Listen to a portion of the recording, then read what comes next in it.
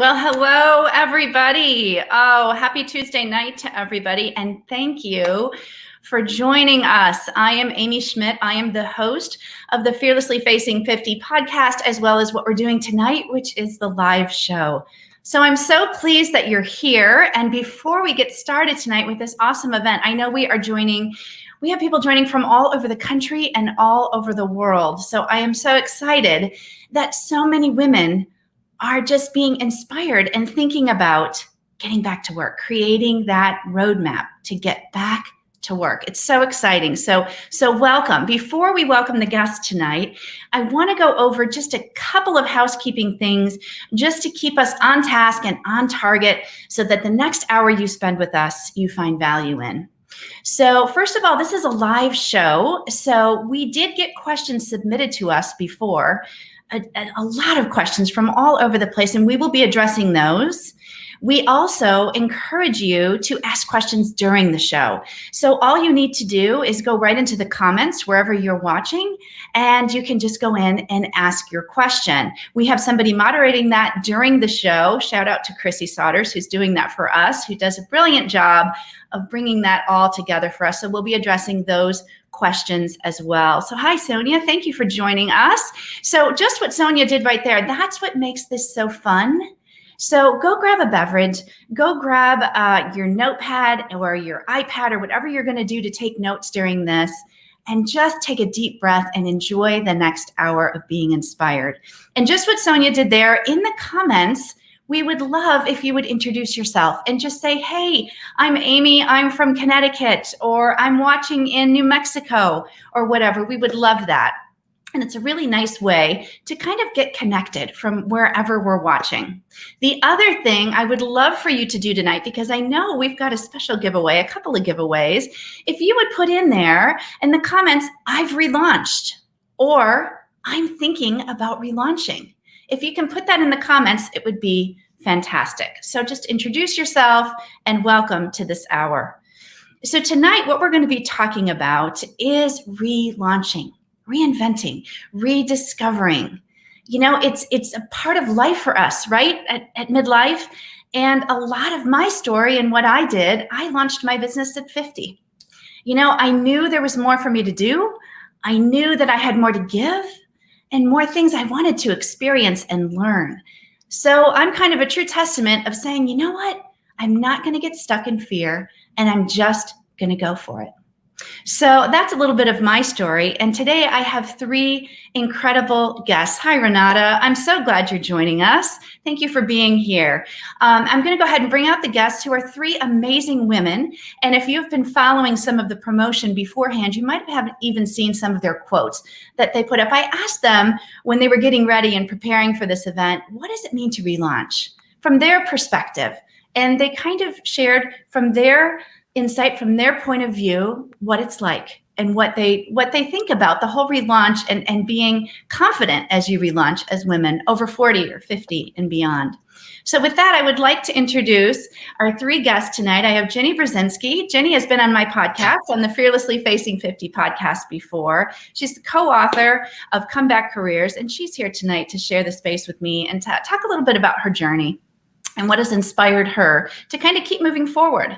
I have Fishman Cohen, who is the CEO and co-founder of iRelaunch, and I'm so pleased to have her here and share just what iRelaunch does for women and just a little bit about her journey and how she inspires women to take those steps forward and not get stuck.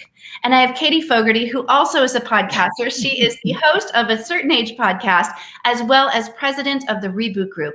And Katie is a guru, I'm going to say it, a guru around LinkedIn. And I know I am going to have both my hands up in the air wanting to ask questions about that. I talked to Katie about 2 weeks ago and said, gosh, you really need to help me with this because I have no idea. So she's going to be talking about what it takes to start building a LinkedIn profile, and not to be intimidated by it, but kind of walk you through step by step that process. So welcome, ladies. I'm so excited that you're here. Thanks for joining me. Thanks for having us.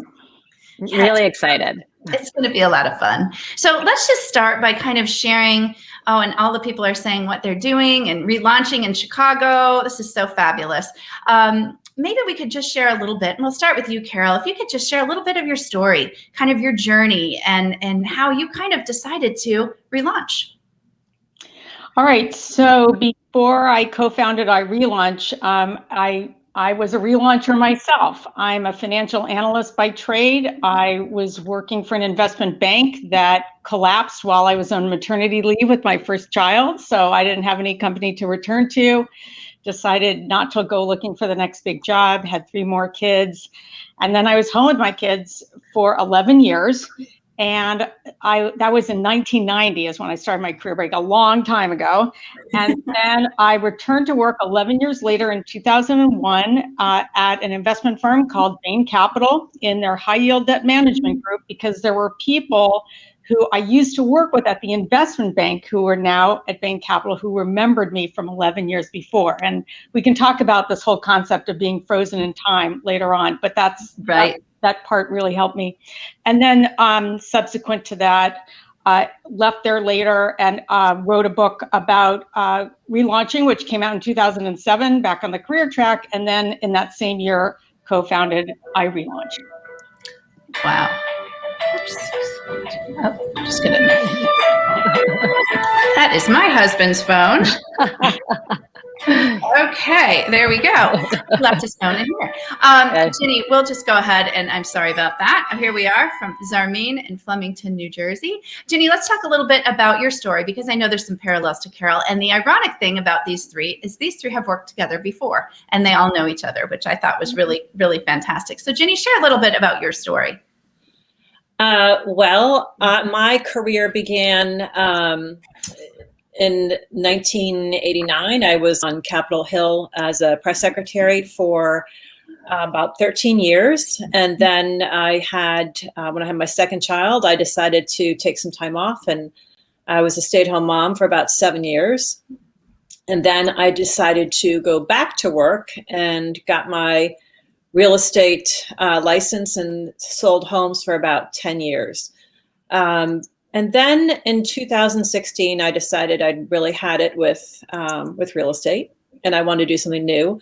But I'd also just turned 50, as Amy was talking about her experience with that. And it really, I think, is a watershed year for so many people, both men and women. And I kind of froze just trying to figure out what in the world I was going to do. I mean, who starts something new at the age of 50? How do you pivot into different things? And the thought of staying on my current career path for 20 more years just wasn't working for me, but I didn't know what to do. So as it happens, my sister-in-law is Brzezinski, and in addition to being the co-host of Morning Joe, she started a movement back in 2011 called Know Your Value. And it started out with conferences and geared toward women. It's a women's empowerment movement that helps women negotiate in the workplace, both for promotions and for more money, and helps women to know their value. And I reached out to her. It was late 2016. I said,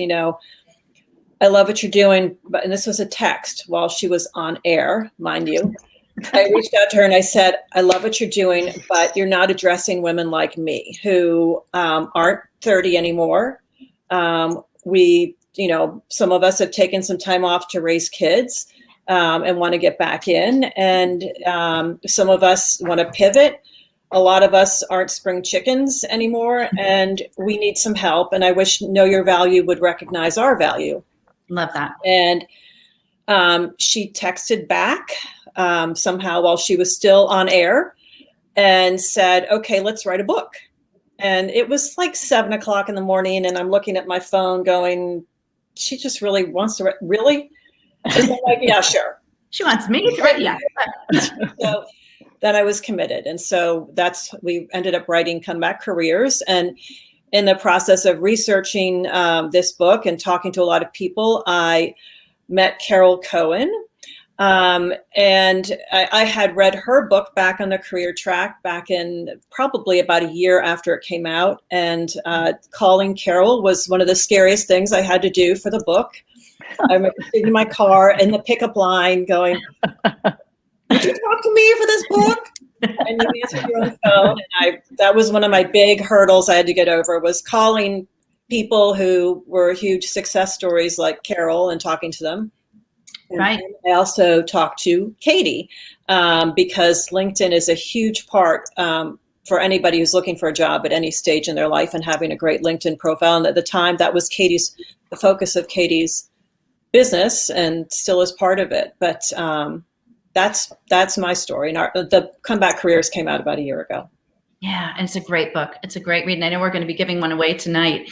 There were some interesting things, how you talked about the fact that, you got a little bit nervous about making that phone call, or about, we tend to do that as women. Sometimes we get those thoughts in our heads that are thinking, oh, I just don't know if I can do it. But then you push through and you can see what happens. And just through the network, and, now that you're friends, and we're going to talk about that power of networking, which is so important for women, and sometimes a challenge.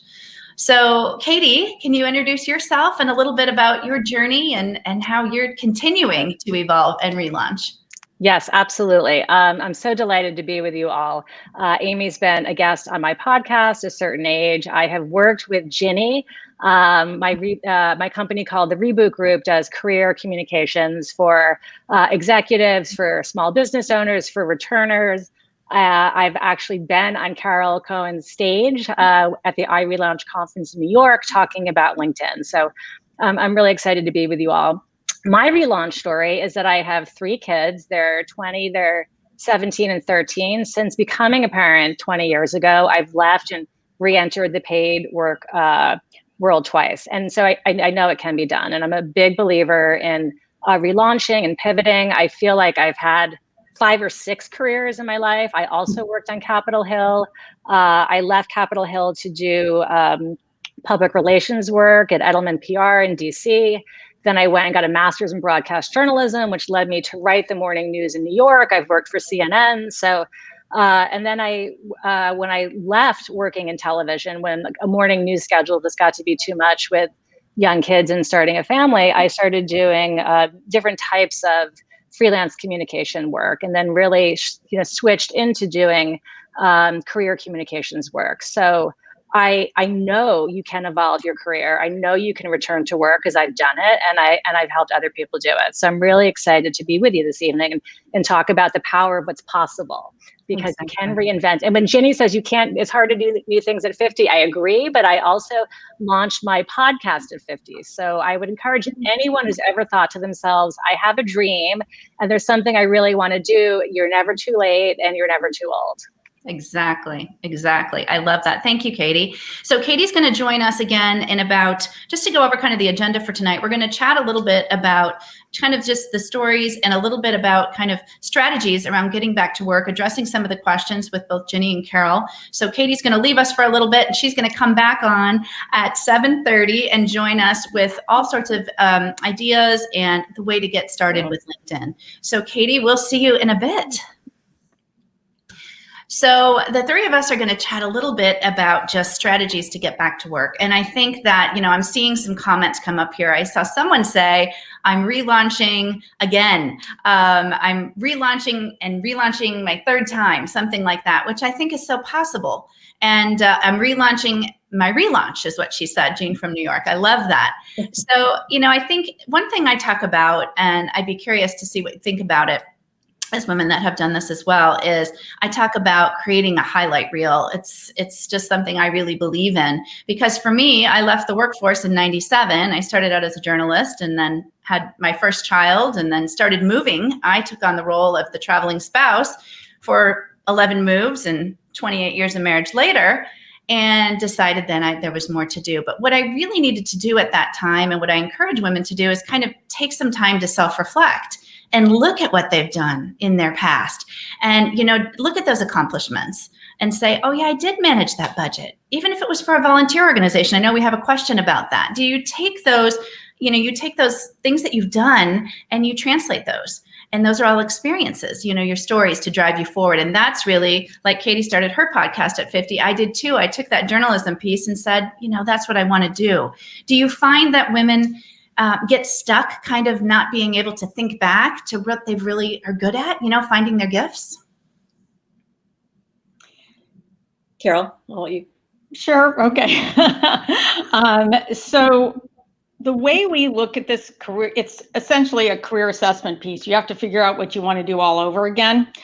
And the career break can really be a gift in that regard, because for some of us, it's the first time we ever allow ourselves to step back and reflect on whether we were on the right career path to begin with. And some of us might have discovered, we just fell into something out of school, and we didn't really know ourselves that well then. We weren't fully formed then. We fell into something. We had another job in the same field, and the next thing you know, we had a career.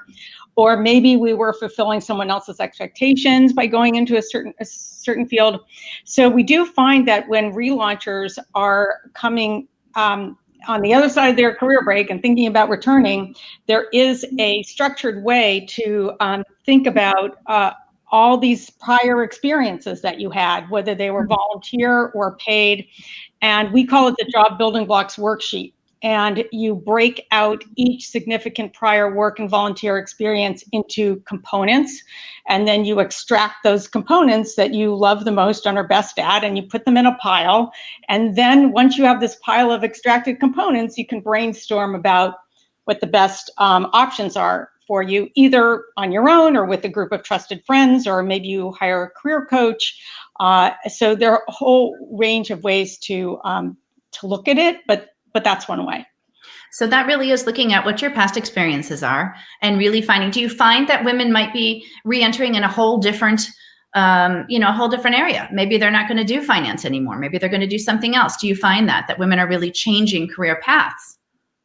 Well, the relaunches tend to fall into three buckets. Either people are returning to exactly what they left because they were very fortunate and found that, they were on exactly the right career path to begin with. Some people are going back to something related to what they did before, but not exactly. And it could be because they used to have to travel all the time, or travel at a moment's notice, or have 24/7 accountability. And they're at a life stage where they rather not have those components of a job, so they pick something related. And then there are those people who realize they were not on the right career path, and they end up relaunching in an entirely new direction. Right. And I think that's so great, because you really do have, limitless possibilities when it comes to that. You really do. You just kind of find what your passion is and where your gifts are. And that's great. So those worksheets are available through iRelaunch, right? I know that Chrissy will post up some links and things like that to get in touch, but it really is a way to really start that process. The Job Building Blocks Worksheet is part of our roadmap product, and that's on the iRelaunch.com website. There you go. So everybody can see that, and the link will be in the comments as well. So Ginny, when you thought about going back, so you worked on Capitol Hill, and then you stayed home, and then you went into real estate. So you kind of did some different things. Did you ever have that point in time where you really just had some fear, thinking, I don't know what I want to do next? Oh, yeah, for sure. When I left Capitol Hill, I didn't do it because I necessarily wanted to stop working. I did it because I was 7 months pregnant with my second child. I had a 1-year-old, and my boss lost his reelection bid. And so I was automatically out of a job. And I think that maybe in 2021, in that situation, I could have looked for a new job with, being very pregnant. But back in 2000, it just wouldn't have worked. And especially the next step for me would have been something that was very intense in a new administration, working 60, 70 hours a week. So I just thought, this is a message. It's time for me to just take some time off and be home with the kids for a while. And then I really got very antsy after, it took 7 years, but I got very antsy and thought, now that my kids are younger, and I wasn't sure what I wanted to do. But the one thing I did know is I wanted to have flexibility. I didn't want to spend I didn't want to waste a lot of time on a commute. And I loved the area that I lived in. I loved the houses. I loved the history. And I decided to get my real estate license. And that worked out really well. It gave me the flexibility that I needed. and I had a pretty successful career for a while, and that it wasn't fulfilling, but it was what I needed at the time, which was the time to be with my kids and pick them up on time and build my schedule around. And I basically could walk to every house that I had on the market or was selling. I mean, I lived in Old Town Alexandria. Oh, that's fabulous. So you don't have to drive anywhere. So it really worked out well, but it wasn't, I wasn't looking for a career. I was looking to make some money, and I was looking to enjoy what I'm doing and to be part of the community. That was really important to me, and to do something that was community based. So that was why I chose that. And then when I went to work on this project with Mika, pre-pandemic, I really wanted to go back to the Hill, to go back to government, to go back to, working in government service in the public sector. So that is what I wanted to do then. Yes. And then there was a pandemic, and that pandemic thing, I know. It changed. So exactly. It's so interesting though, because when you talk to women, and I would love to get your perspective on this, a lot of women just really feel as though they've lost their identity. They just feel like, I just don't know who I am anymore. I did that 20 years ago, and I think I'm outdated.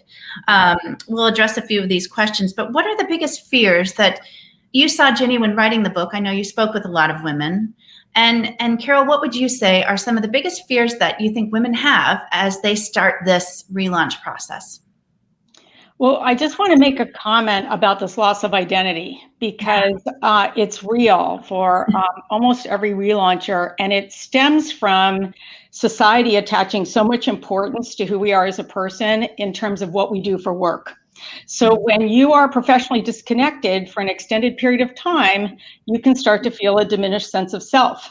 And that's why the relaunch is really different than a regular job search, because you have to build back up that confidence piece in addition to doing all the other pieces of your relaunch. And there are some very specific steps to building back confidence.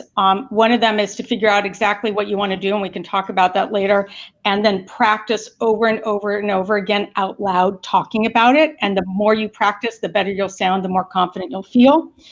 You want to become a subject matter expert again in your field, and that also brings along confidence when you can have conversations with professionals in your field and hold your own on your side of the conversation. And when you get back in touch with these people from the past, these people who have the frozen in time view of you, they don't know anything about the diminished sense of self. They only remember you as you were. And I remember getting back in touch with these people, and they were so enthusiastic about the idea of me getting back to work. And that was another confidence boost for me. But I was also pretty amazed about how they were just thinking about like how I was 11 years ago, and we were just kind of picking up where we left off. Frozen in time. That's so interesting. That's really interesting. Yeah. And Ginny, what do you think about that? With, what fears do you see? I think that a lot of it is a loss of identity, and there is a major confidence problem. The loss of identity, I think, also stems from, for women our age, we've been a mom, and then you become an empty nester, and it's like, well, my whole purpose in life has just flown the nest, and who am I now? Right. And I think that leaves a lot of us a little bit untethered, and trying to figure out who we are and what our purpose is, because especially if you've been,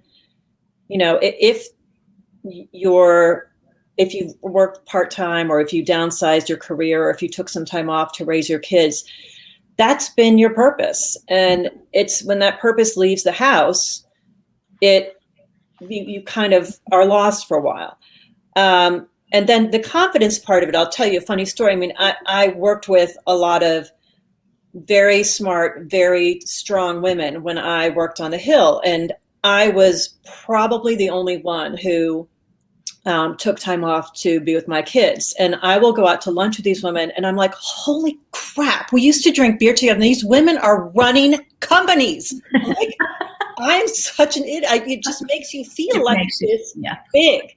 Because while you were like home bringing your kids to the zoo or to art class, they were advancing in their careers. And that is very real, that, you know, but the thing is that these women all want to help me. I mean, and that's, they're not looking at me like, you know, like I might be looking at me.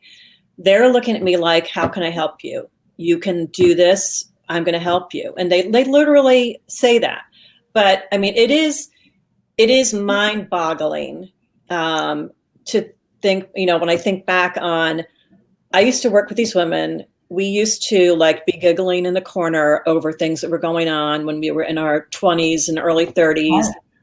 And now they are, you know, big time. And then of course I'm also in a family where my sister-in-law is, you know, on TV every day for 3 hours a day and is connected to the most powerful people in the country. And so, you know, there can be a confidence issue for a lot of people, and I get it totally. Right. Somebody just said, Ginny, you are actually speaking my mind. Yeah. Yeah. A lot of people can relate to that. It's real. I mean, I go out with these women, I'm like, oh my God, well, I've been home. You've been doing this stuff. And that's unbelievable. Right. Yeah. Right. That's why alumni notes are also so hard to read sometimes when you read about all the accomplishments of everyone and you're like, wow, I was just trying to get a load of laundry done today. Exactly. Let's talk about that power of network, because I think for women, you know, sometimes it's difficult for women that have been out of work thinking about what their network is and, you know, reaching out to past colleagues and that. What would be some strategies around networking for women as they're trying to get back to work? I'll take that first. I think that networking is the most important thing you can do. That is like number one is to, and networking kind of has just kind of an icky connotation to it for a lot of us. But all it is, it's reaching out to people you used to work with. It's reaching out to your friends. It's letting people know that you're looking for work and this is what you're looking for. And if they, you know, if they can talk to you, or, you know, you don't, as Carol says, you don't want to put them on the spot and ask them for a job. You kind of want to just, if you happen to know anybody, this is what I'm looking for. And maybe you could forward my resume and this letter. And, but connecting with people and letting them know that you're looking for something is the number one most important that you can do. And it's also probably one of the scariest things because it's so much easier to just sit there on your computer and like send out your resume without having to have any interaction at all. But networking is huge. It's so important. Yeah. And Carol, what do you think? Well, I echo what Ginny's saying about you have to go public with your job search and tell everyone you know about your interest in returning to work. But you also have to be very specific about, and this is where the career assessment piece comes in, about exactly what you want to do. So that's why that career assessment piece sort of drives everything else about your relaunch.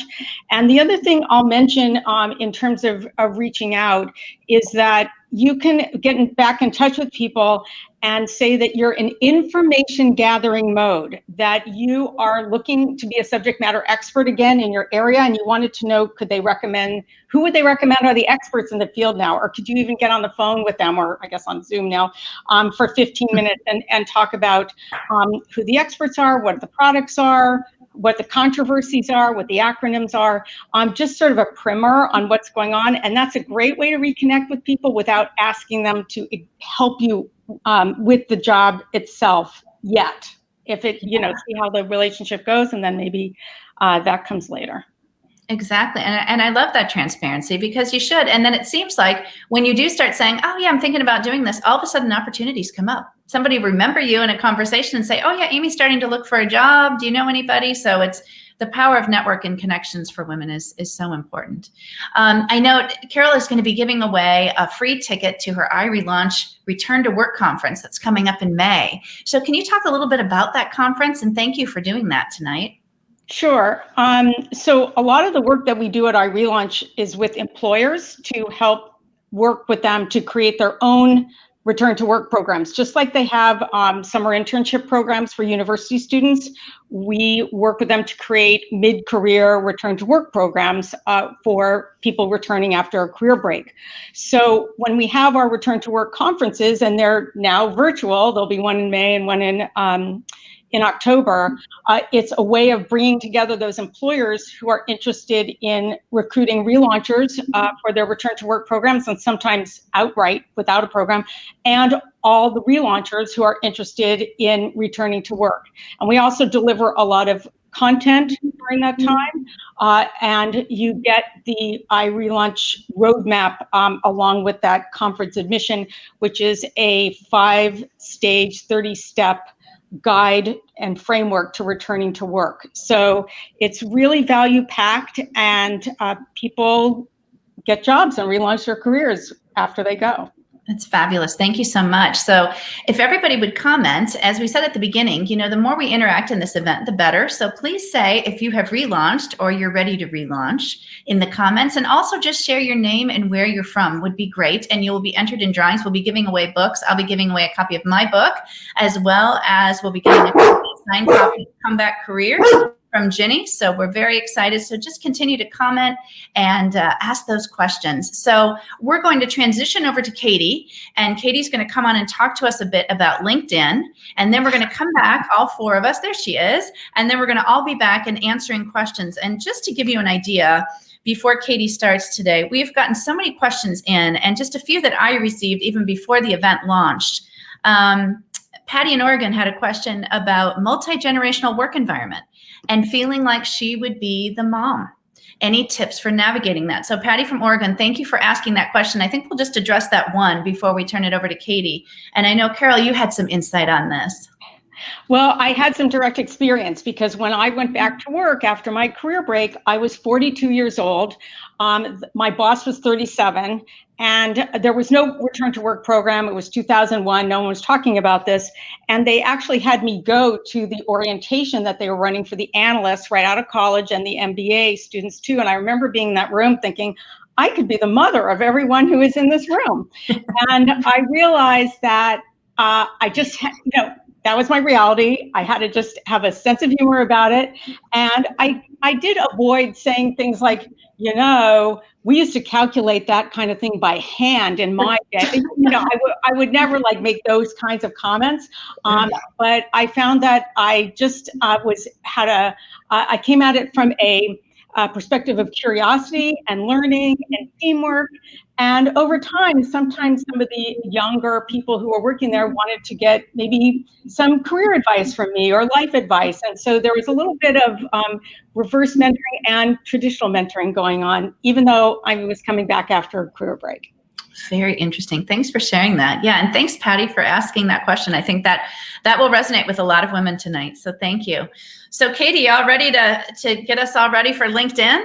Yes, I am. All right, great. So we're going to transition off the screen, 3 of us, and Katie's going to stay on with her slide deck. Okay. And we will all be back in about 15 minutes to go over all the questions. So thank you. Okay, terrific. Well, I am really excited to be here to talking about owning your relaunch story on LinkedIn. LinkedIn is absolutely my favorite social network, and I'm going to dive right in and talk about it. So as I said at the top of this show, I run a consultancy called the Reboot Group. I work with senior executives, small business owners, and relaunchers to help them better put LinkedIn to work, to share their career story, to advocate for their company, to advocate for their priorities and their impact. So since launching the Reboot Group about 6 or 7 years ago, I've worked one-on-one with more than 2,000 clients. I've done trainings at companies. I've done monthly classes at an education company in New York City called General Assembly. So I have been in front of thousands of people. I've been in front of thousands of Zooms. And I know that when I say it's time to talk LinkedIn, that a lot of times there's kind of this collective breath being drawn in, and the looks on people's faces are as if I've said, we're going to do our taxes now, right? Or we're going to go to the dentist now. These are things that you have to do, but you're really, really not excited about doing. And I want you to be excited about LinkedIn. I want you to recognize its power. think of LinkedIn as a megaphone, right? For most of us, there's no easier, faster, more effective way to reach an absolutely enormous audience. It's a powerful job hunt tool. It's a powerful networking tool. You heard how important it is to network as part of your relaunch. It's a powerful research and discovery tool. You can learn a lot about how people are marketing themselves. You can learn a lot about what's going on in your former industry. You can learn a lot to help you with your pivot. So I want you to be excited about LinkedIn and no longer think about it as doing your taxes. Okay, so at the top of the show, we talked about the fact that every woman that you're hearing from tonight has been a relauncher or has sort of reimagined their career in some ways. As I said earlier, I've relaunched twice since I've had my kids 20 years ago. The first time when they were 1 and 3, and then again when my kids, when I had 3 kids, and my youngest was 2 and 10. So I think it's really important to recognize and sort of visualize the fact that other women have done this and gone before you.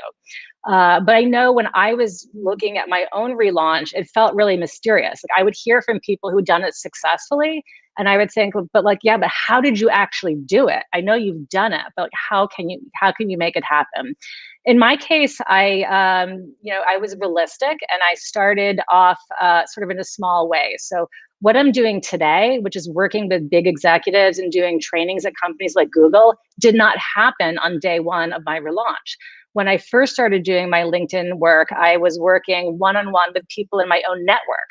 I knew I could help them because I'd had a 20-year career in communications, but I started slowly. I built my business by working with people that I knew and who knew my work, as Carol had said. And then I started getting referrals to other people. And then when in a few years, I've been doing trainings very successfully for individuals, they invited me into their companies to train their teams. So I've been at Google, and I've trained 50 senior women. I've worked one-on-one with the chief revenue officer of the Wall Street Journal and his 6 direct reports, training them. But this did not happen overnight. So I would say, as you plan your relaunch, be realistic. Think about how you can get your foot in the door, then, really push that door open and keep it open for the women that are coming behind you. Okay, so LinkedIn, there are 4 relaunch challenges that you face on LinkedIn if you're returning to work or if you're wanting to communicate about a pivot. So we're gonna quickly move through them. We've got a lot of ground to cover. LinkedIn's a big animal, but I wanna talk about the 4 primary challenges. You need to account for time, right? Employers wanna know, what have you been doing lately? The second challenge is you need to share your value. You need to convince the person that your work offers value, that you can help solve their business challenge, that you can deliver for them. And by the way, this is a challenge for everybody on LinkedIn, not just returners. To make LinkedIn's magic happen, you have to share your value effectively. Third, if you've had a gap in your work history that's more than a year, if you're looking at 2, 3 years, 5 years, 10. I've worked with people with 15-year breaks. You need to explain your break, but you don't need to apologize. Right? Nobody ever needs to apologize for caring for your children, for leaving paid work to deal with a health challenge, for caring for aging parents. But you will need to explain if you've had a long gap. And then fourth, you need to pay attention to the non-verbal statements you're making on your profile, right? Relaunchers, one of their biggest challenges is to communicate that they're not dated, that they're still current and relevant and marketable. And nonverbal statements on your profile will help you either telegraph this, or they might, telegraph that you're dated. We're going to dive very quickly into each one of these concepts in a little bit more depth. So account for time. What have you been doing lately? You are going to need to communicate this to a hiring manager. They are going to want to know. So a lot of times when I work with relaunchers, they're anxious about starting a LinkedIn profile because they're thinking, what am I putting on it? I've got these big gaps. You can use your experience section. This is the part of LinkedIn that looks like a paper resume, right? Where it's this chronological listing of your work. If you have a gap in your chronology, you can fill it with other things. If you have done continuing education, say you're no longer going to practice law, but you got a degree in library science, right? If you went back to school for 2 or 3 years, you can put that into your experience section. It doesn't need to just be at the end in your education section. If you've done a certification, Maybe you learned a new programming language, or maybe you took a digital marketing course. And even if it wasn't an official degree, you can put your certifications into your experience section. You can also put strategic volunteering into your experience section. I worked with a CFO who got reorged out of his job. And while he was job hunting, he was acting CFO at a nonprofit where he volunteered. So that went into his experience section, not down below in volunteer work. He put it directly into his experience section saying, I'm acting as CFO here. But even if you haven't done volunteer work that maps directly to your professional offerings, you can still put other volunteer work that you've done in here to show a hiring manager what you've been doing during those gaps in employment. And finally, there are a ton of courses. LinkedIn offers a number. You can take courses at places like Coursera or Udemy. I hope I'm pronouncing these correctly, but they all offer badges that allow you to that you can put onto your LinkedIn profile to really build out this experience section, even if you have not been doing paid work for a period of time. Okay, sharing your value on LinkedIn. This is the biggie. You need to answer the question, why you? And the way you answer the question, why you, is you tell the person on the receiving end the value that your work delivers, right? What it is you're going to do for them when they're lucky enough to hire you. Because we only have a short time, we can't move through every LinkedIn section, but I want to talk about two key sections, your headline and your about section. Your headline is like an elevator pitch. It's where you're introducing yourself to somebody quickly. Your headline needs to have keywords that share why the person should open your profile and what it is that you do for work. And in your about section, which is the section sort of beneath your name and headline and above your experience resume section, this is where you're telling your story, your professional story about the outcome and the value that your work delivers to somebody. So when we look at headlines, there are a variety of headline styles that you see on LinkedIn. If you've been on the platform, you know the headline is the words that go directly beneath your name. Many people on the platform use their job title as their headline. But if you don't have a job currently, you're probably wondering, what the heck am I saying in this spot? You can create a LinkedIn headline in one of two ways. You could use keywords that describe your role. This is the type of work that you do. So in these examples you're looking at right now, we see Kristen. She's using keywords that say recruiter, advisor, connector at LinkedIn. She's actually employed, but she's employed by LinkedIn, but she's using these keywords that describe her work. Beneath her, we see Megan Morris, who's saying digital marketer, specialist in media and storytelling. These are keywords that describe the type of work that she does for somebody. And you have keywords even if you're not currently employed. They could be, lawyer or contracts and negotiating or marketing, branded content. Whatever it is that you used to do can still be put into your headline. A second style of headline option that you can consider is one that shares the value of your work. And we see this example here. Mike says that he creates ROI via tech innovation. He's a customer champion. He's telling you that he has tech skills that deliver results, right? He's making a value proposition. He's offering a value prop in his headline. And beneath that, we see a woman named Sarah who says she's a crackerjack copywriter and a creative brand builder, right? Her role is copywriter and brand, kind of content. But she's using words like crackerjack and creative that really communicate. If you wind up working with her, she's going to deliver copy that's going to really sing. So these are the two styles of headline that I would encourage you to think about using if you are wondering, what is going into my LinkedIn headline. Okay, sharing value in your about section. Again, you're answering the question, why you? In fact, this question should guide you in every single thing that you do and create on your LinkedIn section, your LinkedIn profile in general. You need to be answering the question, why you? Why is somebody going to hire you? You want to keep your LinkedIn copy really readable and engaging. Keep in mind, and I'm going to start with readable because it's the easiest.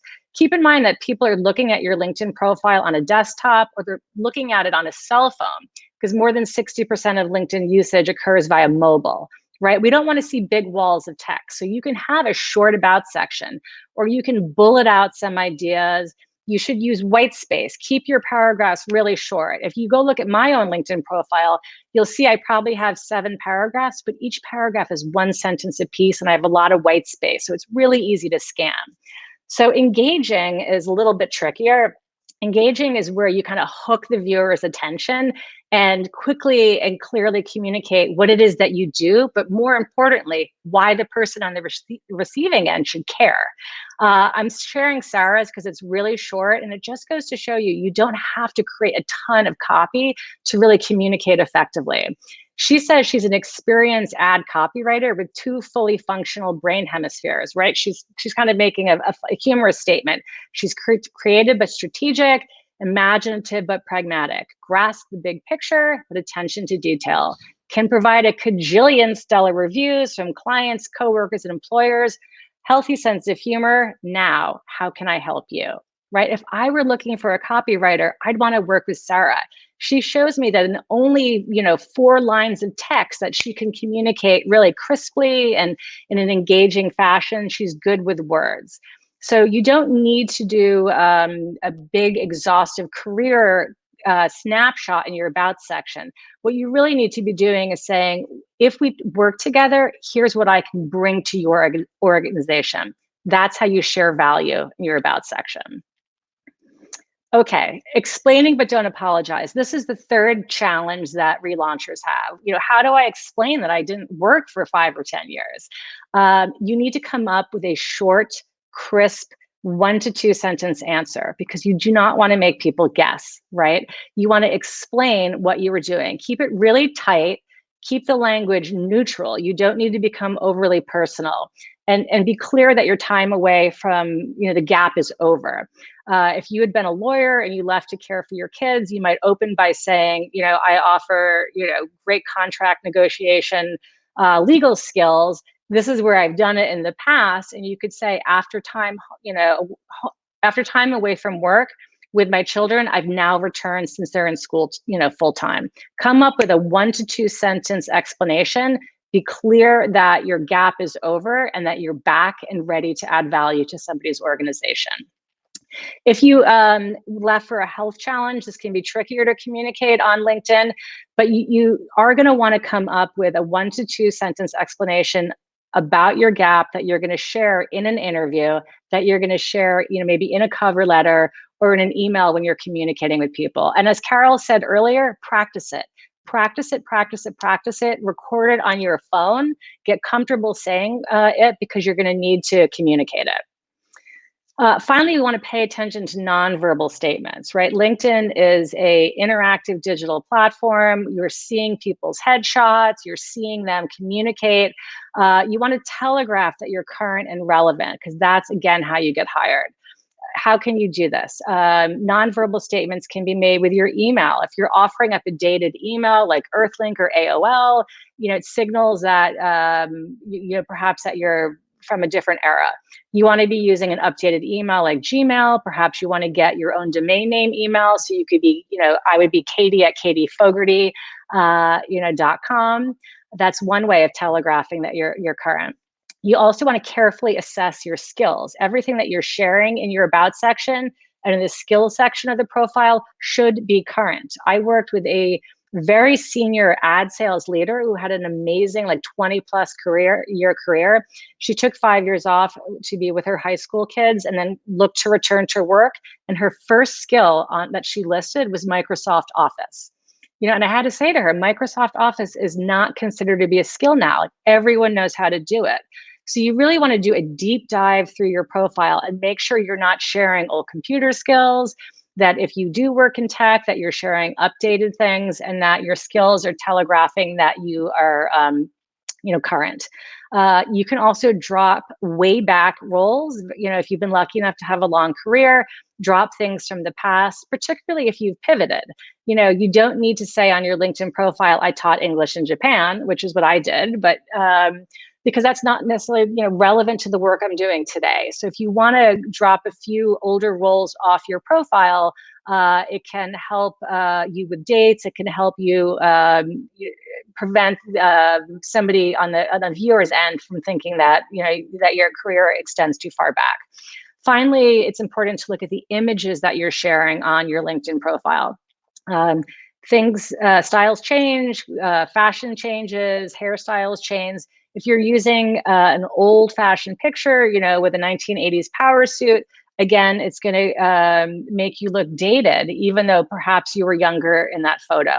So you want to make sure that you're using a current, up-to-date headshot. The styles change. We see 3 women here who all look really, polished and professional. Christine is using an editorial style headshot where she's either in her home or office. We see Beth Comstock, who used to be with GE, is in front of a colored background. This is increasingly very popular with headshots. And Tiffany Dufu, again, looks so, approachable and polished. And she is wearing contemporary outfits. So look at your images and make sure they align with how you want to be seen today. Here's a tip that I share with a lot of returners, and I've used it myself actually, is to crowdsource feedback on your profile. And I would do this also with your resume and your cover letter and all your materials. Crowdsource feedback from trusted advisors who are younger. We all have, college-age kids, or you might have a niece or a nephew. Maybe you've got a neighbor. You have people in your, maybe you've got a mentee from the past or a younger mom at school that you've gotten to know. Ask them to look at your materials and flag anything that might make you seem dated. When I first learned how to type, I was using the 2 spaces after each period because I'm in that demographic. That is no longer done.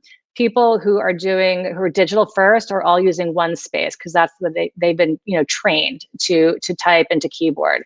So it's worth having somebody do a deep dive with you to make sure that there aren't signals that you're inadvertently giving that make you look old-fashioned.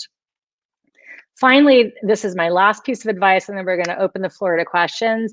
You really need to be active on LinkedIn to make it work for you, right? To make LinkedIn work, you have to put the work in. We heard this from Carol, we heard this from Ginny, but tell your network you're looking. People are not going to know that you want to return to work unless you communicate that to them. So share this with your network. You can in-message them through LinkedIn. You can telegraph that you're on the market by being active, by simply doing things like liking and commenting on other people's activity. You can reshare their posts. It does not have to be hard or time consuming to be active on LinkedIn. So that's it. 4 ways to really do a deep dive on your LinkedIn profile. So I want to stop and turn this over to questions now, and Katie, stop sharing my screen. Oh, you did great with that, sharing your screen. That's new technology. We got it down. That was fabulous. Thank you. And no double spaces after periods. Who knew? I mean, wow. That's one of those, I know, that's one of those weird ones, but yeah. Well, we got a couple questions. We have several questions here. Oh, what 1 space? Glad I tuned in. There you go. Sheila just said that. There were quite a few questions that came in during your talk, Katie. So we're going to put those up there. One that we had that I don't think is quite up yet is, I'm concerned about not having enough connections on LinkedIn. Isn't that an important piece of your profile? This is Tina from Kansas City would like to know. Tina, that's a great question. I always say to people, there's no magic number of connections, but the bigger your network is, the bigger your 2nd and 3rd degree network is. And that's important on LinkedIn because studies have shown that a lot of people, you may not get hired by your best friend, but you may get hired by your best friend's, colleague. So it is worth trying to expand your personal network on LinkedIn so you've got greater access to a 2nd and 3rd degree network. And you can simply do that by you just getting on LinkedIn and looking at your college that you went to, looking at your old job, seeing who works there now, and just spending some time adding those people to your network. I did see a question that I quickly want to answer to before we move on. It had popped up before about tech skills. And somebody had said in the question, what tech skills are considered current for non-tech careers? It's a great question, Denise. If you're thinking to yourself, what skills should I be putting on LinkedIn? Here's a tip. Get on LinkedIn, look at their job postings. There are millions of active job postings on LinkedIn each and every day. So you should find a couple that look interesting. Maybe it's a dream job title. You want to be VP of marketing. Maybe it's a dream company. You want to work at iRelaunch or, MSNBC. print out those job postings, grab a pen, circle the keywords that you see where they're describing the work done in those roles, describing the skills they want to see in a job candidate, and then return to your profile and put those keywords into your profile where it's relevant and where it makes sense. So Katie, hiring managers are really looking at LinkedIn a lot, correct? I think everyone's looking at LinkedIn. Everyone's looking at LinkedIn. People are sourcing jobs through LinkedIn, but I've actually been on panels with hiring managers. Sometimes they'll say, even if they're getting resumes in through different ways, they're still cross-checking everything with LinkedIn. LinkedIn is a wonderful way of sort of vetting people too. So as a relauncher, it's more likely than not that you're going to be given your next opportunity by somebody in your network or somebody in your network's network. Mm-hmm. But they too are going to look at your LinkedIn profile before they decide to do that virtual call with you, before they decide to pass along your materials. They want to make sure, it's that halo effect. If they're vouching for you in some way or putting you in touch with an opportunity, you need to look good on their behalf. So you do want to pay attention to LinkedIn, even if you're still passing along paper resumes. Thank you for that. Okay, we had a great question up there from Zarmeen. Chrissy, if you could pop that back up, otherwise we'll just go to a different one. But she had a question. Yeah, Zarmeen said here, and Carol and Ginny, you can address this one. Can you tell us if the hiring managers are more accepting to soft skills for relaunchers? Because that's what we're bringing in with great confidence, I believe, or hardcore on the hard skills, which can be taught. Good question. Oh, you know what? I think Carol's, there we go. There you go.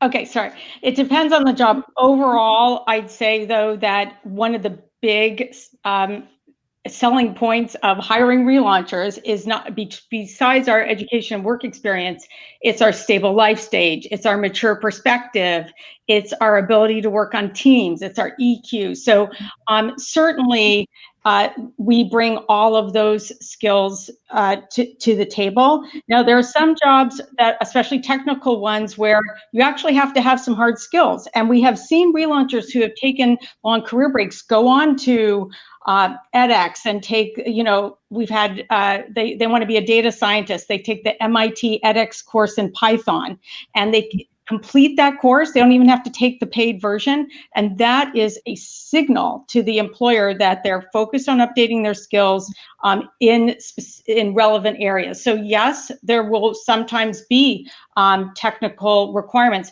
We had an engineer who wanted to go into quality engineering, just like Katie's saying, she looked at the job descriptions. Every job description said it required Lean or Six Sigma certification. She didn't have it. She had to go back and get that certification before she was in a position to be qualified for applying for these roles. Interesting. That's such a great point, Carol. And I really think that I talk to women all the time, and I work with clients every single week who are job hunting and are concerned about their LinkedIn profile. So I should say it's not just women, it's not just relaunchers. People are always concerned about how they're presenting themselves and feeling anxious. But when I talk to relaunchers, they don't want to create the profile because they're so worried about the gaps.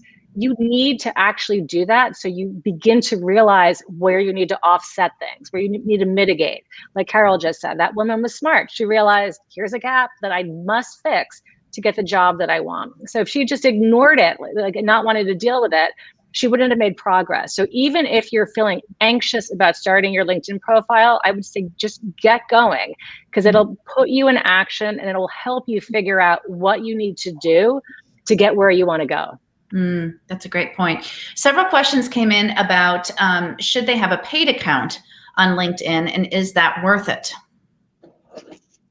I will speak to this. I think that free is good, and many people are not using free LinkedIn, to the best of its ability. LinkedIn will always let you know when you're brushing up against a paywall, so it can be, it can be expensive. Having said that, LinkedIn is a job hunting expense, and many job hunting expenses can be written off.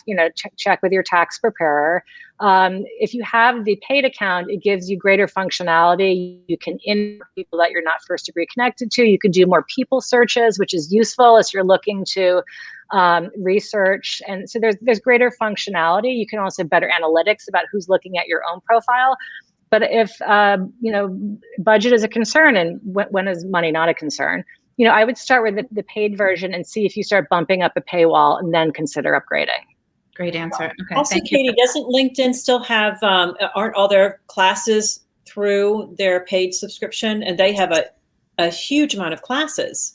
They have through Linda, but you can also do, which I actually learned from somebody who took one of my classes. She let me know that at least in New York State, and it's worth checking with your own, that if you have a public library card, you can do a lot of Linda courses through your library. So yes, LinkedIn does make wonderful courses available to you if you're a premium, meaning a paid user. But there could be other workarounds where you're still getting access to that, but not having to spend the money. And I learned that because somebody told me. Okay. Oh, that's great to know. Good question. There's a question here from Mary from California. She said, I know it sounds silly, but I'm concerned about what to wear to work. When I worked back in the day, it was suits every day. And now it seems that there's business casual, and then there's a lot of people wearing athleisure. So I think that's a great question. Thanks, Mary, for asking. Anyone want to take that? I'll take it. I think that it really depends on what you're looking at doing. It depends on the office. It varies from office to office, from industry to industry. But I think one way to figure it out is to look at the website of the company, or to look at their Facebook pages, and you can kind of figure out that way before you go in for an interview, or before you go on Zoom for an interview, what their dress code is. And you can even kind of, if it in pre-pandemic world, when people actually did go to the office, you can also kind of go stalk the office a little bit and get an idea, see people, what they're wearing. But good idea. Good idea. I know, because Lululemon and things now has all the athleisure and the more comfortable types of things. So that's great. Mary, thanks for asking that. We have Sarah Ann from Texas wrote in, do I talk about the roles I've done, volunteer committee, for my interviews, or do I just talk about past business experience? I would say you want to identify those volunteer roles that exhibit the same skills that you need for whatever your career goals are. And if they do, then they're absolutely worth mentioning in the same way that you talk about your past paid experience. So you should put them on your resume and your LinkedIn profile and describe them with numbers and action words the same way that you describe your paid experience, and you should reference them in your interview the same way too. Great advice. Okay, and we're just going to go through a few more questions. I know we're going to run a little bit over the 8 o'clock time, but there's so many great questions here that I think people will find value in. Laura in Massachusetts had the question, I have no idea where to even begin asking for a specific salary. And I know I do a lot of podcast episodes on finances. I have Jean Chatsky coming on next week, and she'll be talking with me again about finances. And it's something that people get really worried about. So how do they start that conversation and sound confident? I think Carol should answer this one, but I will say that LinkedIn does have salary information if you're a premium member. So you can use that in other places to to educate yourself about levels. But in terms of asking concretely, I'm going to turn this over to Carol. So it's one way to collect information. There are salary.com and, as Katie's mentioned, LinkedIn, ONET. There are a range of sites that you can go on to get sort of averages, but you can also talk to people who work in the field, and you don't have to ask them what they make. You can say, what do people who are in the VP level in the finance department tend to make? Just ballpark, and so you collect a few data points like that, and that's really helpful.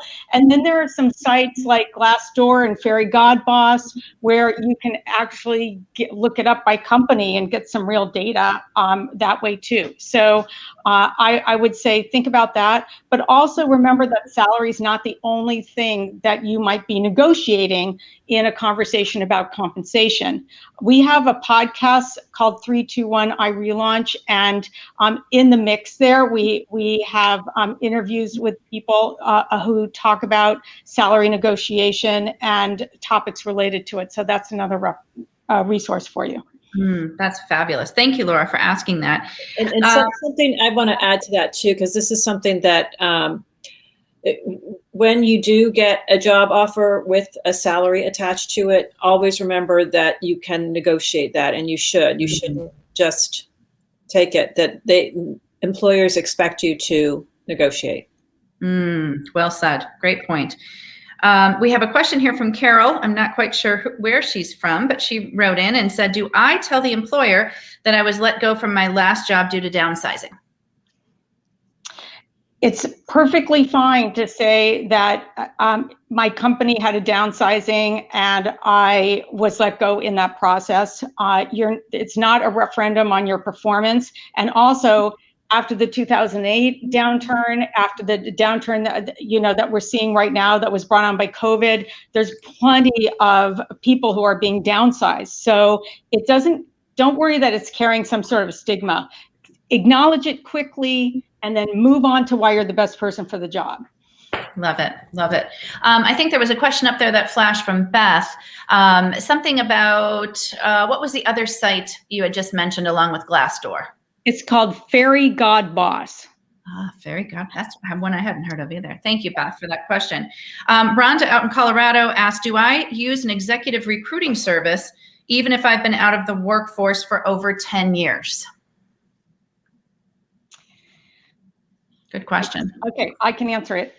So some executive recruiters will not represent relaunchers and put their candidacy out there on a slate if they can put people out there who have not taken career breaks. That's a reality for relaunchers. Now, we actually did a recent podcast that's demystifying executive recruitment. So take a look at that on 321 iRelaunch.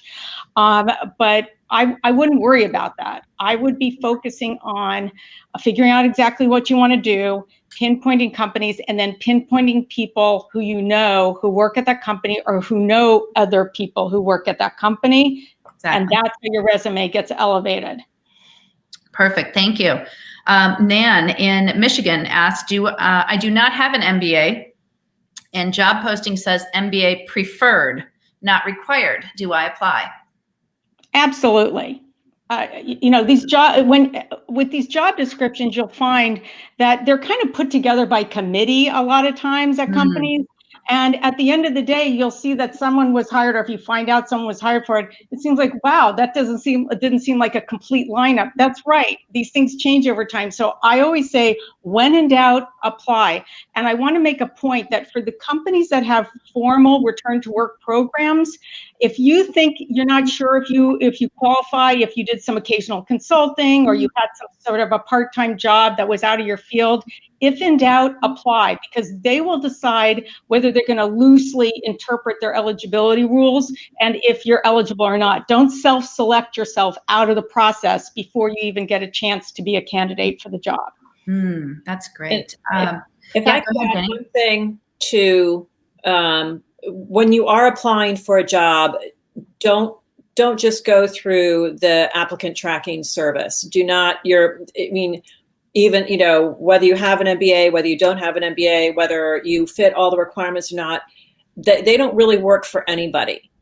Whether you've been working or not been working, you need to find a connection at the company and get your resume in front of the hiring manager that way. Because especially if you haven't been working for a couple of years, the ATS is going to weed you out pretty quickly. Many companies have employee referral programs. So, employees are literally incentivized with either cash or other benefits to help the organization source talent. So if you can figure out if a company that you're interested in has that and then figure out a way in the door, that's probably one of your better avenues. Yeah. Great. We have some questions coming in. I think we're going to go about probably 5 more minutes. So I would like to get to these questions. We have 3 active ones here from people that are watching. We'll take Chris first. How should one prepare for a virtual online interview? Great question. I did an interview with one of the people at HireVue, which is one of these virtual interview companies. And she walks through, this is a podcast. I mean, I did a podcast with her, and just look through the iRelaunch podcast. You'll see an interview with her. She tells you all the tips about how to prep. And at the time, HireVue was getting ready to launch a function where you could go on their website and actually practice. So I would take a look at that too. And it's HIREVUE is how they spell that company. HireVue, great. And we will also link the iRelaunch podcast, the link to that, so you can listen and go back and look through episodes. So that's very helpful. I think Elvia had one. Yep. How do you address COVID preventing relaunch? I was in process of doing interviews and all hiring froze in my field, and they actually started downsizing. Do we lump pandemic into full career break? Thank you for that question. I can answer it, but does someone else want to answer first? I want to hear your answer, Carol. Okay, so we're all I would say absolutely. You launched the pandemic. You say, I was in a very active job search, and then when the pandemic hit, the industry got turned upside down, and so it extended my career break longer than I wanted it to be. And now I'm back and I'm focused on this particular role, and this is why I'm the best candidate. And I know that the job numbers with COVID and the pandemic have been, horrendous and discouraging, but I work with clients every week who are getting hired, and I see clients posting jobs. So, do not stop looking, do not stop trying. Things are turning around. Some industries are really exploding. People who are doing telemedicine or, e-learning. Right. There's just, there's a lot of opportunity. There's high growth in some sectors. So don't assume that the blanket terrible job news is going to apply to you specifically in the industry that you want to go work in. Very nice. That's true. Great advice. And I also want to say that, these interview processes take time, and sometimes you're going to have a delay, and it's going to be like, oh, guess they really hated me. I haven't heard from this person. These delays are not about you. These delays are about internal processes that are going on at the employer, and there could be weeks between one phase and the next. So in the same way that Katie's saying, don't let sort of macro talk about the economic downturn make you feel like, forget it, there are no jobs out there. Don't let any delays in the process make you feel like it's something about you personally. Great point. We have a question from Phoebe, who also is watching. Should I work on the information in my LinkedIn profile before I start requesting connections, or is it okay to be working on both? Phoebe from Massachusetts. I think that's a great question. I would work on building, a fairly robust profile that you feel, confident in before you start inviting connections, broadly. But you could certainly be inviting, people who are close to you, and you're like, if you have no connections, I would start with, good friends and family. It's funny, all of my daughter's friends are now linking in with me. She's 20, so you can really build a network that doesn't appear super small. That's not maybe the once you want to really go out and start to reach out to people. But I would say done is better than get going. You can keep fine tuning. The good and the bad news is LinkedIn is never over. So you're always going to be working on your profile. So just, get started. Don't put up any other roadblocks in front of yourself to prevent yourself from going forward. And, that's for all of us, because we do that. Sometimes women want things to be perfect before they're ready to go public. But that should, we can fine tune as we go along. Such a good point. We got another question in from Joanne, who's watching right now. Given a 15-year career break, should I assume that I would be relaunching into a lower position than I left in the tech field? She's from Massachusetts. Great question. I wrote an article in Harvard Business Review, and also about level. And whether people should be focused on level when they're relaunching careers. And what we did was we caught up with a number of relaunchers who had taken long career breaks and had been pretty senior in their roles before. And then when they came back in at a much lower level than what they left, thinking that this is so bad. And every single one of them said, just get your foot in the door and don't focus so much on the level, and the raises and the promotions will come along after that. So that's the overwhelming advice that we get from our relaunching community. Thank you, Joanne, for that question. Thanks, Carol. That's great. Kristen from Omaha, Nebraska wrote in a question. They don't call human resources the same that they used to. How do I present myself in the interview if they refer to terms I don't know? Like talent management, right? They call it talent management now, or yeah. And my daughter has all these terms that with her company, I don't even, she's 23. I'm like, oh my gosh, I don't remember that being referred to as that.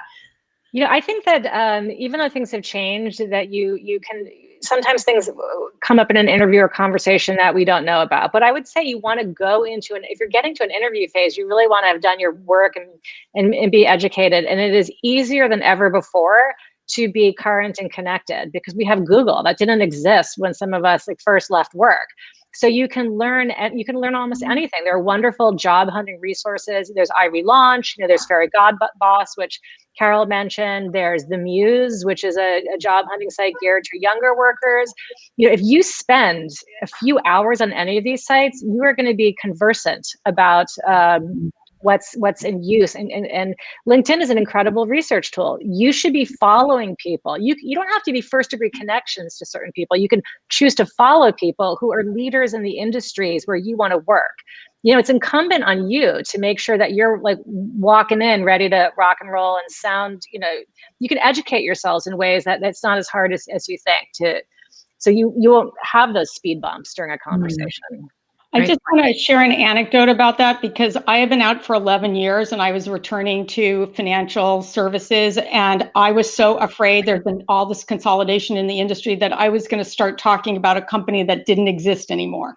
And so I actually had to go subscribe to the Wall Street Journal, which I didn't think was worth, I wasn't bringing in income. I didn't think I should spend the money on it when I was on career break. I had to resubscribe to it, and I really read it from cover to cover for a good 6 months before I felt like I had a handle on what was going on in the business world again. So if you're worried about those terms, like Katie's saying, it's really important to start doing some homework. If HR is your field, to start reading up on it and following the experts and learning all the new acronyms and all the terms that people are talking about. Or even the tools, for example, I don't, Slack or these sort of shared work tools Asana, tools that people are using. So if you can figure out what's being used at the places where you want to work, you have to go learn it. And you can learn it, there are tutorials online, it's easy to get educated. You can ask somebody in your family, you could ask your spouse or if your sister works, your best friend, spend 40 minutes, work, what is this? What my husband does Slack. It's always this tweeting from the kitchen. It drives me crazy, but then you know what it is. So just make sure you're spending time getting yourself kind of brushed up on the tools of work that you're going to be using. But the good news is technology is crazy easy, right? We see toddlers using iPads, so we can teach ourselves these things. We have 2 questions here, and then we'll wrap up tonight. It's been a great session. I know there's many other questions that are coming in, but we'll close it with 2, and we will post the others after the event. Anna has asked, do I refer to my time away from my career as a sabbatical?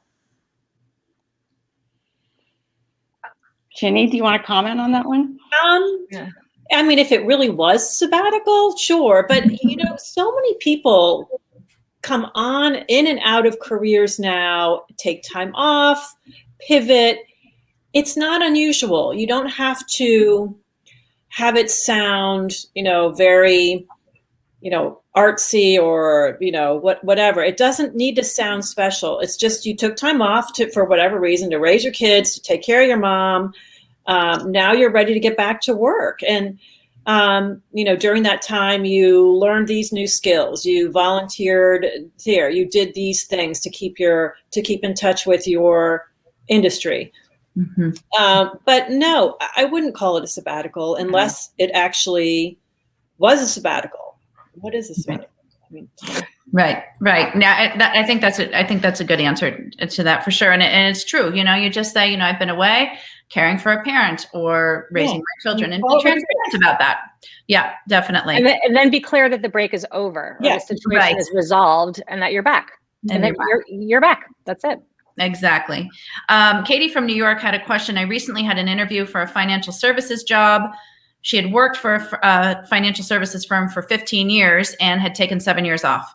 The interviewer only asked about her family life, and she didn't know what to say. Thank you, Katie, for sending that in. I mean, I would just say, thank you for asking. I took a career break related to my family, but I just want to talk to you more about the role and my background. I would try to redirect the conversation to get back on point about your qualifications and what you want them to know on the professional side. So you can acknowledge and then move on. Exactly. Anybody else want to add? I think that's great. I think that's great advice. We've all watched political debates, right? The candidate is only telling you what they want to say, no matter what the question is. So you are the candidate, and you've got those 3 talking points that you're going to get out, no matter what it is that they ask you. Mm-hmm. And you have to remember that. Right, exactly. We're just hearing from our producer. We have a couple other questions from people that are watching live that we would like to address. If we can put one of those up, if everybody can take a couple more minutes. Elizabeth is watching. I'm always imagining myself as Robert De Niro in The Intern. What's the latest on corporate returnships? So at iRelaunch, we spend a lot of our time working with companies to create these return to work programs, many of which have this returnship concept, which is an internship for mid-career professionals who are returning. If you go to iRelaunch.com under the Relauncher tab, the second item down is paid corporate return to work programs around the world. And it is a listing of the programs. They've been proliferating. There was a little bit of a hiccup early in the pandemic, but now they've continued to proliferate. And there are new programs that have already been released just in the last few months. So they're alive, well, and expanding. Fantastic. And we will link all of that to the comments so everybody can go on to iRelaunch and find out all about that. We have 2 or 3 other questions of people that are live right now with us, which is so great because this shows that this is such a top of mind topic for so many women, and women are ready to get back to work. So thank you so much for sharing. Beth is asking, is it possible to have 2 LinkedIn profiles, one for my executive assistant career and one for my work with ex-wives of white collar criminals? LinkedIn allows you to have 2 profiles if one's in another language, but you could consider doing a LinkedIn company page for your to businesses, but I would encourage you to have one page for yourself that you're maintaining, but consider perhaps getting 2 company pages for the 2 discrete businesses. But people today do multiple things. So you could even in your profile say, like, I wear 2 hats. I do this type of work and this type of work. And that has become increasingly common. People have multi-careers and different professional identities. So I would really, in terms of bandwidth, it's hard enough to maintain one robust profile. I would consider just doing one and figuring out a way to communicate your 2 different careers. Mm-hmm. Thank you. Okay, we'll go on to the next one from Juliana.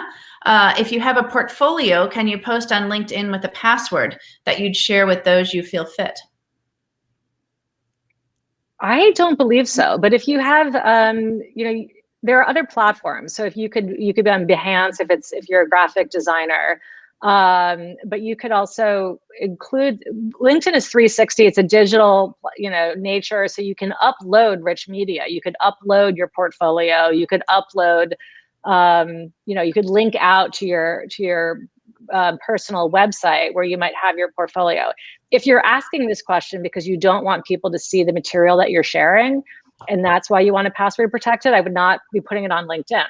I mean, for example, we started off this broadcast by saying I do, career coaching and corporate communications work for people, but I also have a podcast called A Certain Age where I talk about, it's for women over 50 and what it looks like to be a woman over 50. All month long, I've been talking about, today, this week's guest was a doctor on intimacy, pelvic floor, sexual health. I'm not sharing that on LinkedIn. It's distracting and confusing to the people that are, it's fascinating. You should all listen because I'm 51 and I learned a lot. But so, I would just be mindful. LinkedIn is a professional network. You should be sharing. You can bring some personality to it. You can share a little bit about your point of view, but as long as it maps up to your professional life. I'll talk about ageism in the workplace and how you communicate around it, but I'm not going to talk about the challenges of being a 50-year-old woman on LinkedIn. It's not the right platform. Exactly. There are lots of platforms. So like, right. And one last question tonight is from Joanne. Regarding corporate returnships, it seems that many are very limited to the number of positions available, like single digits. Do you know of or recommend trying to create your own style? Yeah, so if you're interviewing with someone and you can tell that they are maybe uncomfortable about your career break, or maybe they even say, well, I think you're a good candidate, but I don't know how I'll ever convince my colleagues to hire you because of your career break, you can suggest essentially the same thing that these companies are doing. Most companies don't have these programs. So you could say, I understand that it might be hard to convince your colleagues about my candidacy. How about if we tried out some sort of consulting arrangement or some sort of short-term special project for me to work on? And that way you could get a sense of my work product and how I work without having to make the hiring decision until after you see that. Right. That's a great point. Wow. Has this been incredible? I mean, I'll tell you, this is amazing. We've had so many people online, so many people watching, so many people live, and so much good information. And I think it just proves that, as women at midlife and beyond, women want to get back out there and work. They want to be there. This is inspiring them to action. So I thank you so much for your time. Just as a reminder, Carol will be giving away a ticket to her iRelaunch conference that's coming up in May. Once again, thank you so much for that. Once we get all the comments in and questions, we will be doing a drawing, and we will report those, I guess, at the end of the week. Today is Tuesday, so let's say the 5th, we will report our winners. We'll be giving away, Ginny has given away a signed copy, she and Mika, of the Comeback Career book, which is an amazing read, so thank you for that. And I'll be giving away a copy of my book, Cannonball, which is all about taking on midlife with confidence. So we've got some great things for you, and I just appreciate your time tonight. We went a little over, which is not typical for us, but so much good information. So Carol, Ginny, Katie, thank you so much for being part of this tonight. And I look forward to to doing this again, because obviously this is a top of mind topic. Thanks, Amy. Thank you, Amy. Happy 2021, everybody, and good luck with your relaunching.